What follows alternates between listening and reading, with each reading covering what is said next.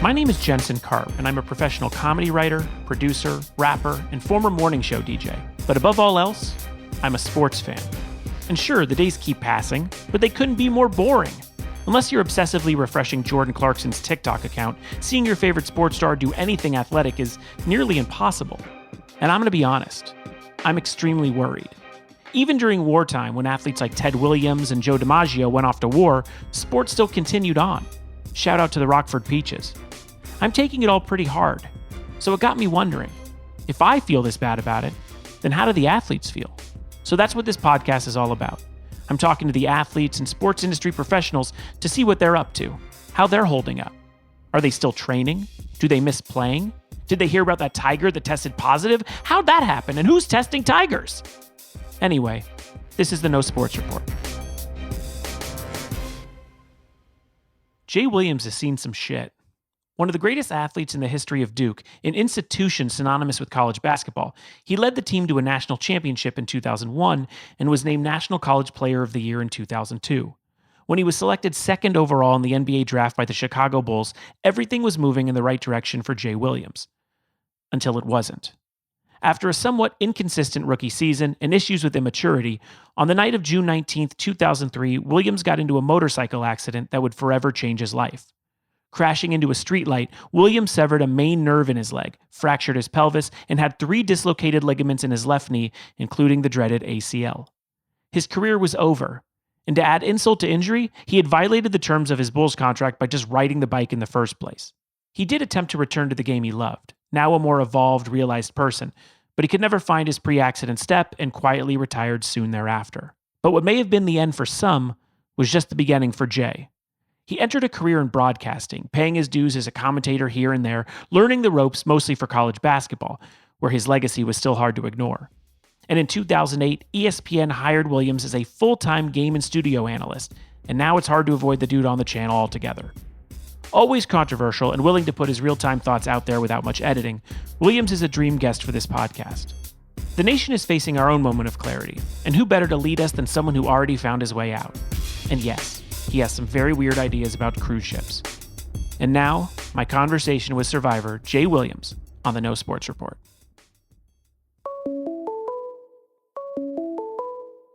Call from Jay Williams. To accept, press 1.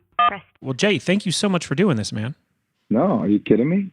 You know, I've been spending time with my family and just relaxing, so I'm pretty stoked about it. Yeah, well, let's talk about that. So you're from New Jersey, but where are you locked in now for this quarantine? I'm from New Jersey, but I live in Brooklyn. So I live in Dumbo. Unfortunately, my name is Jay, and I live on J Street. I don't know how it happened, but it happened. And now you're stuck there. How has quarantine been for Jay on Jay? You know, for us, it's a really... For the whole country, it's a really weird time. But my daughter is immunosuppressive. Oh. So we're trying to be hyper vigilant as it relates to her, and having a daughter has changed our lives. Mm-hmm. So being first-time parents, I think we were a little bit drastic before I think the bug caught on. Mm-hmm. And I think we're just kind of staying in this mindset until we figure out what our next step is. Absolutely. How old is your daughter? I have a 9-month-old son, so I'm sort of in the same ballpark as you, as being oversensitive towards these things. Yeah, well, first off, congratulations. That's awesome. What's his name? Thank you. Adler. He was also born with a chylothorax, which was this very strange lung disorder where it was like filled up with liquid. And so obviously that's a very scary coronavirus condition, because that's where, you know, obviously all of the problems happen in the lungs. And so we have also been, even before this, we created a bubble boy. So I'm sure you're in the same category. Yeah, well, congratulations on your son. I hope he continues to stay safe, my man. And, my daughter is 18 months, so she's getting bigger by the second. She's talking and trying to put together words and sentences. And you talk about a mind-shifting event, having a child. I recognized I wasn't doing it maliciously, but I was a very selfish person before I had a child. So now just everything is done for her and for my wife, and that's the way we try to live. Isn't that the truth, though, Jay? Like, it's such a self-deprecating thing for me to say as well, but I feel never in my life have I pointed out to myself and noticed how selfish I've been. And maybe it's because both of us had certain specific focuses of career or something. But like, I also, you don't know how everything revolves around yourself as much until something enters your life that is even so much more important than you. Well, I will say I think it's safe for me to deem myself as a workaholic, and I think it's something a lot of us have issues with. You know, it's interesting you brought up this point. I would love to get your opinion on it too, because we had this moment at work. I work at ESPN, and I think a lot of work culture environments are like this, where, hey, we're asking you to do something. You have the option to say no, but then you can also potentially, if you do say no, that could be held against you in a court of judgment with your job if you say no. Now, at ESPN, I could work from 6 in the morning until 8 o'clock at night. It's all considered one workday, depending upon all the live shows. So I think for me, when this whole thing started to happen, it was a very big challenge for me. And my wife really posed it to me about saying, no, I don't comfortable getting on a plane and traveling out to Los Angeles for a Clippers-Lakers game. But it was also extremely rewarding because I had to really sit there and take a second to reflect upon where my priorities were. And as much as I wanted to continue to make a name for myself and to move up the chain work-wise, at the end of the day, I'm only working for my family. I'm working to make sure that my daughter is safe, she's protected, and that I can give her the best education, and also for my wife. So I should never think about jeopardizing that. And this whole coronavirus, I think, has really forced companies to just recalibrate that thing. And now if you're sick, go home. You can work from home, and seeing how much more efficient companies are in working from home. So it is an interesting shift of mindset, being a parent first off in general, but then how it's applicable to the workplace. Absolutely. And, you know, my story is insane because I was a morning DJ here in Los Angeles for an alternative radio morning station.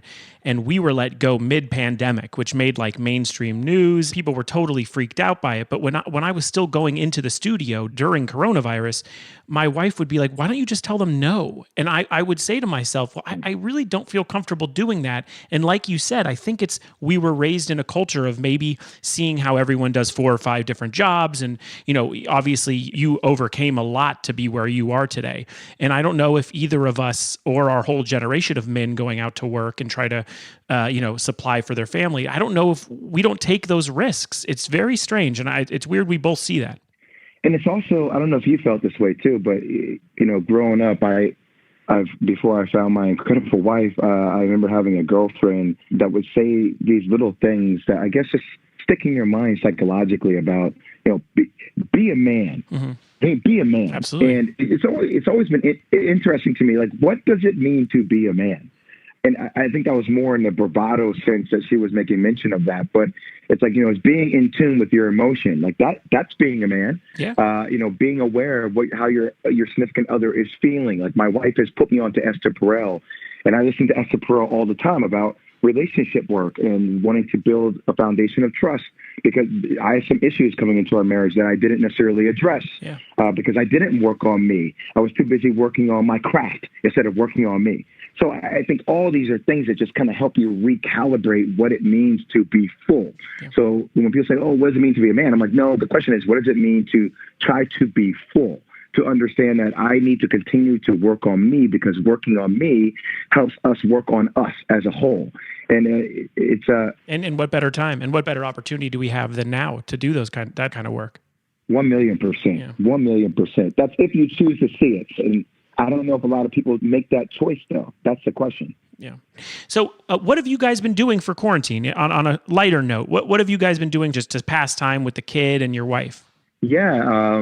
You know, on Sunday, I woke up and I got my daughter up, which is always a really cool thing, because usually I'm out of the house really early in the morning, like around 5 a.m. So I don't get a chance to see my daughter wake up and spend time with her. So I put on some Maria Callas.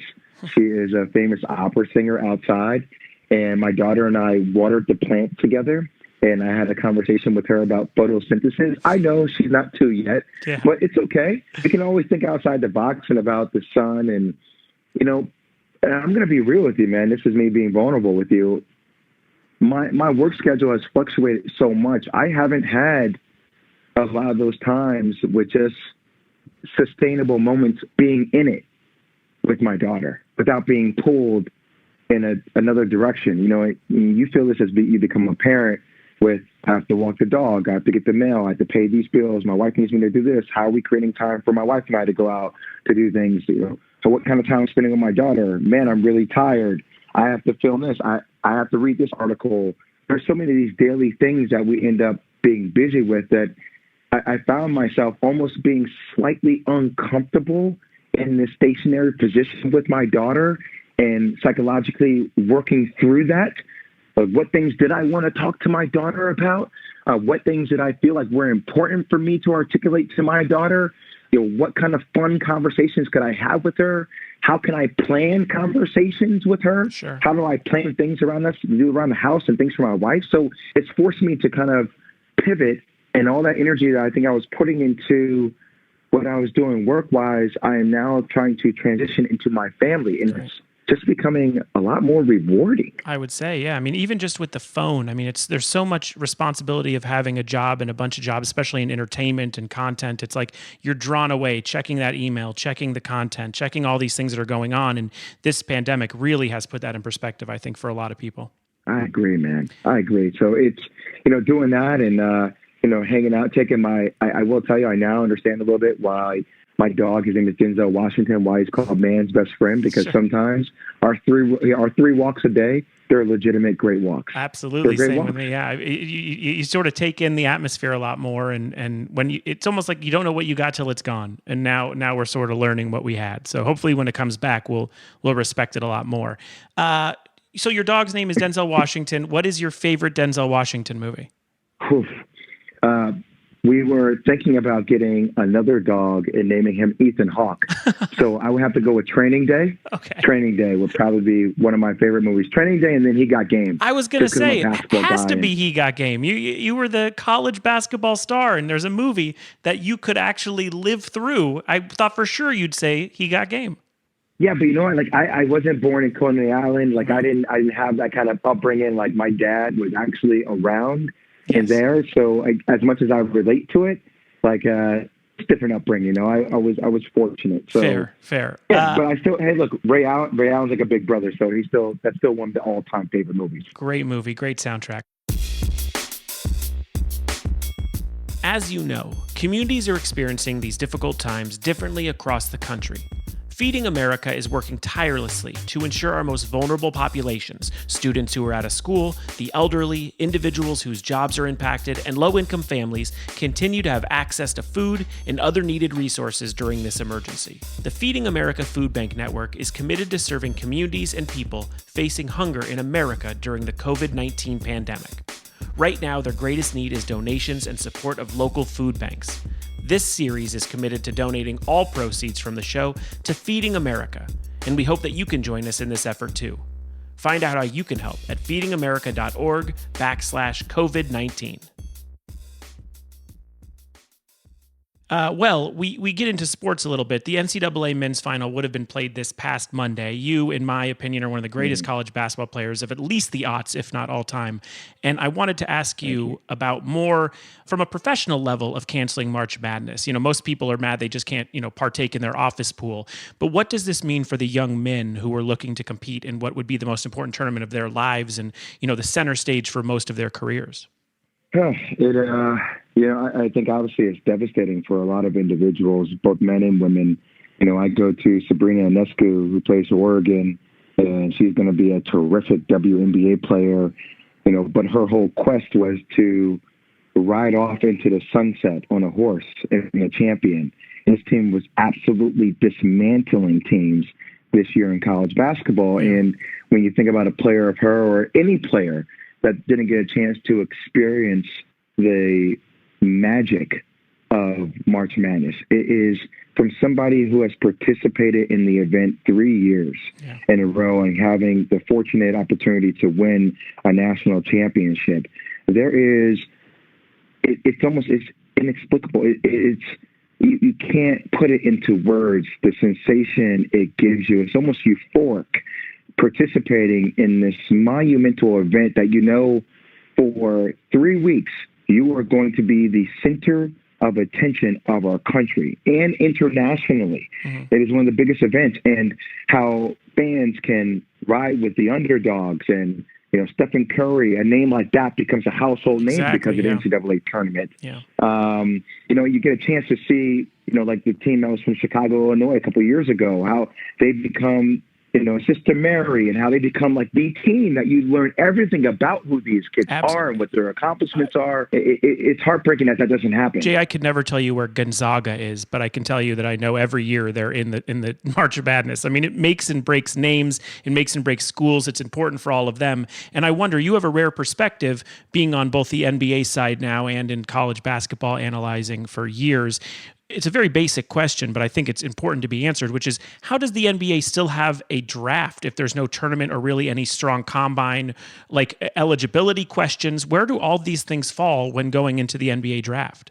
It's going to be a day-by-day type of situation. And I think the more GMs and the more scouts and presidents of organizations I speak to, you can't have an NBA draft until you have the completion of the season one way or the other. So I think that's the first and foremost question about what the NBA will do as it relates to the 2020 conclusion to the season. It's looking like everything is moving in the direction of them not being able to do that thus far, in my personal opinion. I just don't see with the expansion of COVID-19 how you can actually put players in jeopardy, especially if you don't have enough testing. But even if they were to privatize and get these testings, what kind of look is that on the league overall in general if the league is getting all of these testings, but then everyday Americans who are struggling with this disease can't get testing. So it does put things in flux. But I will say, from talking to people on the NFL side as well, you are seeing a lot of teams and their IT department really focus on the technology they use in which to watch workouts. So maybe somebody has a Zoom equipment that's set up in their house, and they could put people through individual workouts with their trainer to try to watch and make that decision based upon tape. A lot of these scouts still do have tape of people that have participated in collegiate sports, NCAA, the regular season, and the same with football. So I think they will be able to find a way to be malleable and to work through, depending upon where they are technology-wise. But that's going to be critical for how they assess and make some of these decisions. I know it's going to be almost Moneyball at times, I think, moving into the draft. And yes. It's at this point, I'm almost going to depend on 2K to tell me who next year is going to have a strong jump shot. So you've taken some heat over the last 2 weeks for saying that you think it's important basketball players do get back on the court at some point. I know that you've had a bit of a shifting opinion, which I love. I celebrate the idea that you've allowed your knowledge over the last few weeks to sort of change up and down the things you're saying, which I agree with. But were you surprised by people being so passionate to your opinion? I wasn't surprised, because I think what happened with my opinion is a bigger issue that happens in our country. And it's really funny the way that worked out. And I appreciate you bringing it up. I was not expecting you to do that. But so what happens on TV is that I was on a show. I was on at 8:15 in the morning, 8:15 until probably 8:19, okay? Mm-hmm. 4 minutes worth of content. So Mike Greenberg had prefaced our whole conversation by saying, when we come out of this, when we're on the other side of this, let's say in June or July, we're coming out of it. We have enough tests, but the NBA still doesn't feel comfortable enough to let fans participate in the games. And it was sound from LeBron James saying on a podcast that he doesn't know what a sporting event is without fans, right? Yeah. So we have prefaced the whole statement by saying, once we're out of this, once we're in a better place, physically, psychologically, mentally as a country, we're out of this to a degree, but the NBA doesn't allow fans to come back. And I then said, I hope, that players, I would implore them to think about all the struggles that their family or people have had. People have lost their lives, or I had a friend that was going to the hospital to have a kid and her husband couldn't go, to think about that being a bigger challenge than you learning how to manufacture energy on your own in a gym by yourself, right? To play, to give fans a breath, right? But then, so that's the conversation in its entirety. But then the clip gets posted, and the clip doesn't give context. It just has me making a statement. Yeah. And the statement makes it seem as if I'm saying, I implore players put to it play back on the court. We need you to come back for the fans. And I'm like, whoa, that's not That's not what I said at all. Yeah, because when I was doing research too, I noticed you were very adamant to the NCAA and NBA about when they should cancel, exactly when they did. I mean, you were so vocal about it. And then to have that clip come out, I was like, yeah, it feels like something was weird.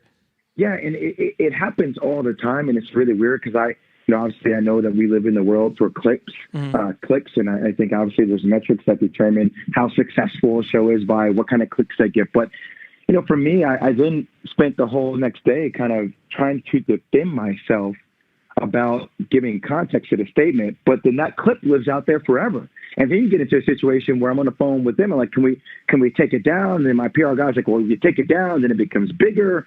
And you're like, so you're kind of stuck. But that's media though, right? So it's retrained me how to watch media in a different way. So if I see a clip from a press conference, I think this is a big lesson for how we should view media in general. And almost in a way, I don't want to watch the news anymore. I wish the news would let all these things happen. And then at the end of the day, just give me the facts. Yeah. Like I want everything fact checked and just give me the facts, like in black and white. And for me, now when I see clips, I go back and I try to watch it in its entirety so I can understand context. Because sometimes, we forget context and people just want to jump on what the hot topic is and make statements without actually doing some due diligence. So, yeah, man, that's how quick it can turn. And that's how quick you can find out people throwing shade at you. Well, I'm happy that you were able to sum it up here, but I also need you to further explain the cruise ship idea because I am either behind it 100% or I think you might have been crazy for 5 minutes. I have to figure out between the two. Okay. So first off, I was in a position where I was trying to ideate on what are feasible case scenarios for the league. And the NBA and their team was saying everything is on the table. Everything is on the table for us to try to think about optionality here. And we were trying to come up with a resolution saying, okay, hypothetically, I know how people get with germs and infestation, obviously on cruise ships, right?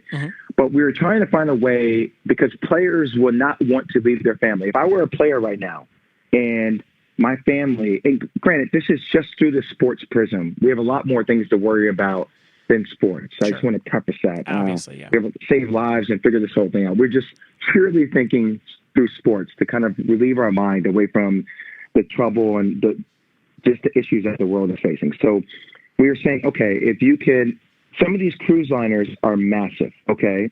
If you're able to build a couple of courts indoors, players had already had familiarity with staying on luxury cruise ships when they stayed in Brazil for the Olympics in Rio. Okay. 14 basketball players said they had a deep experience on a cruise ship.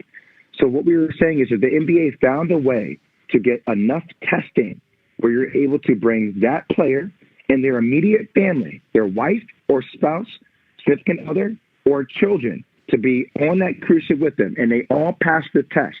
If you're able to do that, then you're able to move off of a location of landlock. You're, 30 feet out, but you're isolated. And then you could potentially have a safer environment because everybody's getting tested and you don't allow anybody else on the cruise ship to actually find a way for a 30-day period to have the NBA playoffs. It was a thought. Yeah. I thought the thought was better than going to Vegas. I don't know if I trust younger players in Vegas and the decision-making. Dude, I don't trust Vegas when it's healthy out, let alone when we have a coronavirus, but go on. Agreed. I'm with you, my man. Yeah. So, and look, I made poor decisions when I was 21. I understand. But, that was also a couple of weeks ago. And now I look at this scenario and I keep saying to people, it's just becoming more and more unrealistic that we are going to have playoffs.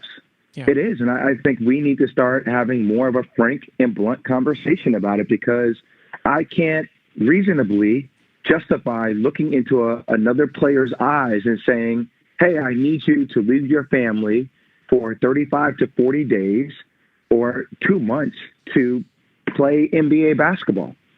I can't guarantee you a safe environment. I can't guarantee you the amount of testing. It's I don't know if I could realistically do that as a human being to another human being. Sure. So I think that's where we were 2 weeks ago, and this is where I'm at now. I agree. And that's what I like so much about what you've been doing, because I've been researching your sort of thoughts on these things, and they've evolved. And I think it would be weird if someone had the same opinion the whole time. I think I was on real time as well on the radio when this first broke out, and we made jokes all the time. I mean, we had a It's Corona Time theme song. I mean, this is not something we would do a month or two later. So I see where you're coming from on it. We usually try to end this with something a little positive. And then we'll go to something stupid. First, is there anything from this time that we're learning here as a society that you hope sticks with us? I really hope the way people work is forever changed. I think a lot more companies are recognizing that you don't need to have thousands of individuals in one location to be more efficient at your job. I've watched my wife work remote for the last 3 or 4 years, and the amount of things she's able to get done at home would blow your mind.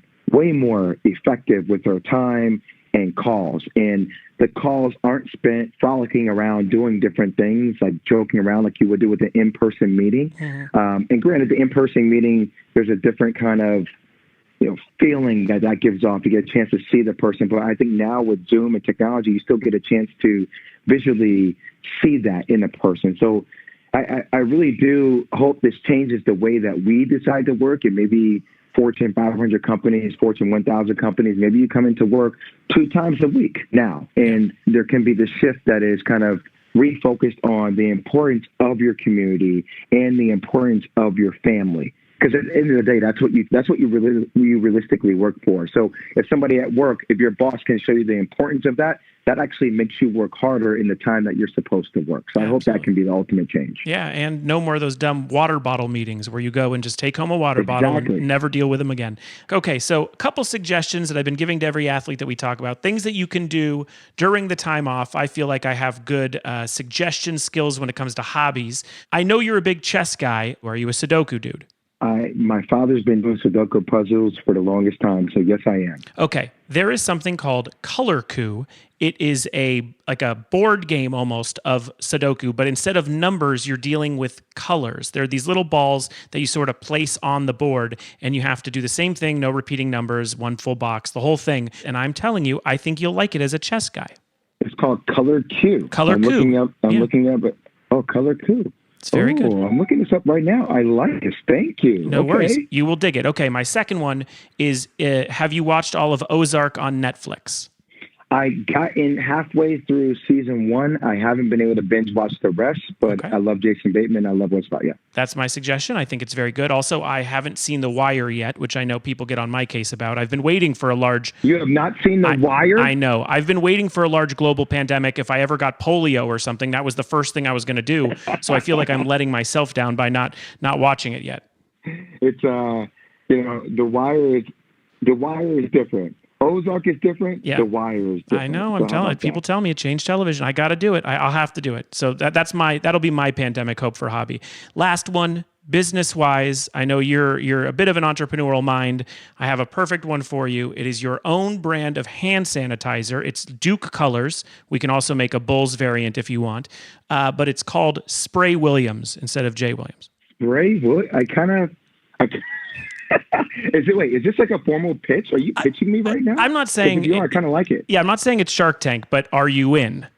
It depends on how we're going to divvy up equity positions here and what your title is going to be. But yes, we can talk about it. Good point. Well, I have the other idea, which is Spay Williams, but that's a totally different business for pets. But that's more for Denzel Washington, not you. Jay Williams, I'm so happy to speak to you. Honestly, clearly, you are a evolved human being who I am so excited to have gotten advice and talk to you during this time. It's so confusing and so strange, and to have a voice that's working through it with all of us, a voice and a name that we know. It's important to have you on the show, so I'm so thankful for it. Thank you for having me. I really appreciate it. You let me know when you want me to come back on. No worries. Stay safe with your family, man. Brother, you too, man. Congrats again. Thank you so much, man. The No Sports Report is produced and distributed by Treefort Media. The show is executive produced by Kelly Garner, Lisa Ammerman, and me, Jensen Karp. Our series producer is Matthew Kugler. Tom Monahan is our senior audio engineer and sound supervisor, with additional production help from Tim Schauer, June Rosen, and Haley Mandelberg, with production and editing by Jasper Leak. Our theme music is composed by Spilkus. If you've enjoyed what you've heard, please subscribe, rate us, and review us on Apple Podcasts. You have nothing else to do. Send it to your friends, tweet, share, post about it, do whatever you can. And please visit feedingamerica.org. And if you're able to make a donation, any amount will help make a difference. And you can learn more about other ways to help on their website. For more information on the No Sports Report, links to the socials, and for our show transcripts for the hearing impaired listeners, please go to treefort.fm. Be safe and be well.